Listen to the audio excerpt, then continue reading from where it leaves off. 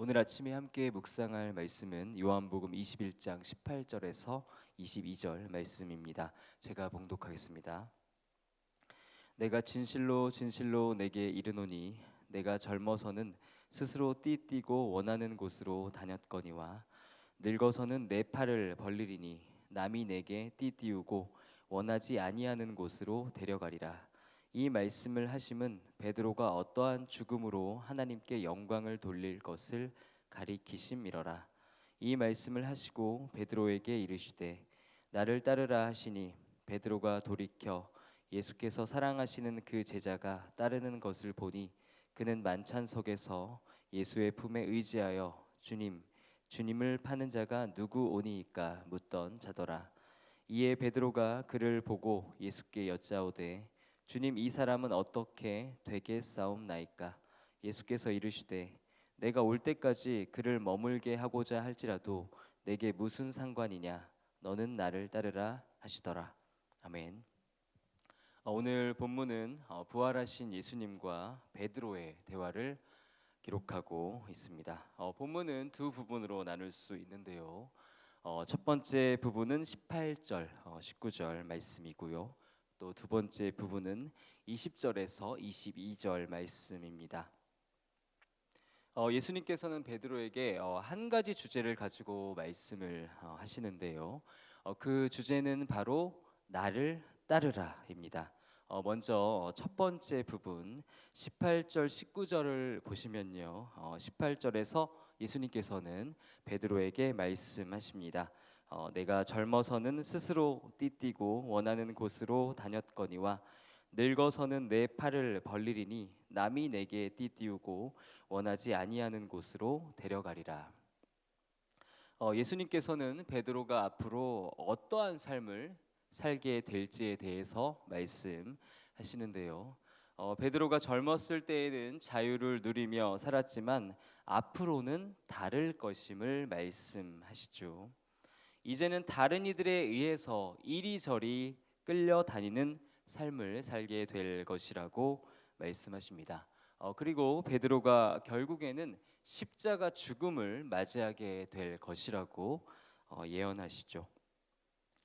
그리고 나서 예수님께서는 베드로에게 나를 따르라라고 명하시는데요. 이 예수님의 명령 나를 따르라라고 번역된 문장은 헬라어 원어로 보시면요. 여기에 사용된 동사는 계속적인 행동을 표현하는 동사입니다. 그러므로 본문의 예수님의 명령을 다른 말로 한다면요. 나를 따르는 것을 계속해라. 나를 따르는 것을 멈추지 말아라 라는 의미를 가지고 있는 것이죠. 오늘 본문의 첫 번째 부분, 그러니까 18절 19절에서 예수님께서 베드로에게 주신 메시지를 정리해 보면요. 베드로는 어떤 환경을 만나든지 간에 주님을 따르는 일을 지속해야 한다는 것입니다. 주님을 따르는 일이 그를 불편하게 할지라도 그것이 심지어 그를 십자가 처형으로 내몬다고 할지라도 멈추지 말고 주님을 따라야 한다고 말씀하신 것이죠. 주님을 따르는 것, 주님의 명령에 순종하는 것은 모든 그리스도인의 삶의 핵심적인 이슈라고 할 수 있는데요. 우리 그리스도인들은 우리가 만난 환경과 상관없이 어떤 환경에서도 주님을 따르는 사람들인 것입니다. 우리의 순종이 우리를 어려움으로 이끌어도 주님을 따르는 일을 멈춰서는 안 되는 것이죠. 오늘 본문의 두 번째 부분, 그러니까 20절, 21절, 22절에서 예수님과 베드로는 다른 한 사람의 인생에 대해서 대화를 나눕니다. 바로 사도 요한의 인생에 대해서 이야기하는데요. 베드로는 예수님께 앞으로 요한의 인생이 어떻게 될 것인지에 대해서 묻습니다. 예수님께서는 베드로의 이 질문에 대해서 베드로가 예상치 못한 답변을 하십니다. 22절 다시 한번 보시면요. 내가 올 때까지 그를 머물게 하고자 할지라도 내게 무슨 상관이냐? 너는 나를 따르라 라고 말씀하십니다. 예수님의 말씀의 포인트는요, 그것은 베드로가 관여할 바가 아니라는 것이지요. 더 쉬운 말로 한다면 그건 네 알 바가 아니야라고 말씀하시는 것이죠. 영어로 한다면 not your business라고 말씀하시는 것이죠.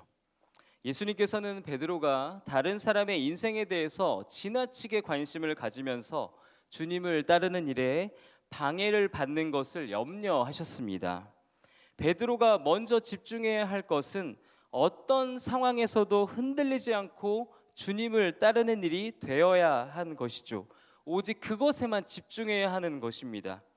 우리도 때로는 다른 이들에 대한 관심으로, 다른 이들의 인생에 대한 지나친 관심으로 주님을 따르는 일에 방해를 받을 때가 있습니다. 다른 사람들이 어떻게 살아가는지를 보면서 나의 인생과 비교할 때가 있죠. 다른 사람들이 성공했는지 실패했는지 체크하면서 시기하기도 하고요, 안도하기도 합니다. 다른 이들의 인생 여정을 살피면서 억울해하기도 하고 우월감을 느끼기도 하죠. 예수님께서는 우리가 그러한 잘못된 관심을 멈추고 주님을 따르는 일에만 매진하기를 바라시는 것입니다. 그 사람은 그 사람이고 나는 나인 것이죠. 우리 각자에게 주어진 길을 다른 사람 인생 신경 쓰지 말고 신실하게 걸어가기를 바라시는 것입니다. 우리 주변의 사람들은 우리에게 비교의 대상이 아니라 사랑의 대상, 섬김의 대상이 되어야 하는 것이죠. 예수님께서는 다른 이들이 어떤 인생을 사느냐에 따라 울고 웃지 말고 시간과 감정을 소모하지 말고 너의 길을 걸어가라 명하십니다. 주님께서는 우리가 상대적인 기준이 아닌 하나님의 절대적인 기준 안에서 살기를 바라시는 것이죠. 다른 사람과 비교해서 내 인생이 어떤 인생인가는 중요하지 않고요, 하나님께서 보시기에 내 인생이 어떤 인생인가가 중요한 것이죠. 창조주 하나님, 주권자이신 하나님, 모든 것을 통치하시며 지혜의 근원이신 우리 하나님께서 우리의 인생을 인정하신다면 우리의 인생은 진실로 성공한 인생인 줄 믿습니다. 사랑하는 말씀 삶 공동체 성도 여러분, 오늘 예수님께서 베드로에게 주신 말씀을 기억하시기를 바랍니다. 주님만을 따르시기를 바랍니다. 어떤 상황을 만나도 주님을 따르는 일을 계속하시기를 바랍니다. 다른 일은 멈춰도 그 일은 절대로 멈춰서는 안 되는 것이죠. 힘들고 어려워도, 손해를 볼지라도, 불편해도 신실하게 주님을 따르시기를 기도합니다. 주님의 길을 걷는 자를 주님께서 크게 축복해 주실 줄 믿습니다. 또한 다른 사람들의 인생과 나의 인생을 비교하지 마시기를 바랍니다. 우리가 집중해야 할 것은 다른 사람들이 인생을 어떻게 사느냐가 아닌 것이죠. 우리가 집중해야 할 것은 지금 내 인생에 대해서 주님께서 뭐라고 말씀하시는지인 것입니다. 우리가 온 마음을 기울여야 하는 것은 주님 앞에 바로 서는 것이죠. 오늘 하루, 이번 한 주 주님만을 따르시기를 바랍니다. 모든 상황 속에서, 어떤 환경 속에서도 어려움이 찾아올지라도 주님만을 따르며 다른 사람의 인생과 나의 인생을 비교하지 않고 주 안에 있는 참 자유를 누리며 절대자이신 주님께만 시선을 맞추는 복된 길을 걸어가시기를 주님의 이름으로 축복합니다. 다 같이 기도하시겠습니다. 주님, 우리가 주님만을 따르게 하옵소서. 어떤 환경에서도 신실하게 주님의 뜻에만 순종하게 하옵소서. 다른 이들의 삶에 대해서 잘못된 방향으로 관심을 갖지 않게 하시고 주님께서 주신 우리의 삶에 자족하게 하옵소서. 주님께 인정받는 삶을 사는 일에만 우리의 온 마음을 드리게 하옵소서. 예수님의 이름으로 기도드립니다. 아멘. 이 시간 다음과 같은 기도의 제목으로 기도드리겠습니다. 지금 들은 말씀이 내 삶으로 이어지게 하옵소서. 예배와 말씀 묵상을 통해 예수 그리스도와 동행하는 말씀 삶 공동체가 되게 하옵소서. 이 나라의 지도자들을 축복하시고 하나님을 경외하는 마음을 주옵소서. 러시아 우크라이나 전쟁이 속히 종식되게 하옵소서. 몸과 마음이 아픈 이들, 믿음이 연약한 이들을 회복시키시고 오늘을 새롭게 살아갈 힘을 주옵소서. 올해 수능을 보는 수험생들과 취업을 준비하는 청년들을 축복하시고 선한 길로 인도하여 주옵소서.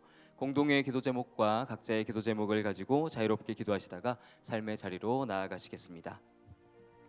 하나님, 기도하며 나아갑니다. 주님, 우리의 기도의 제목 올려드리며 주님 나아갑니다.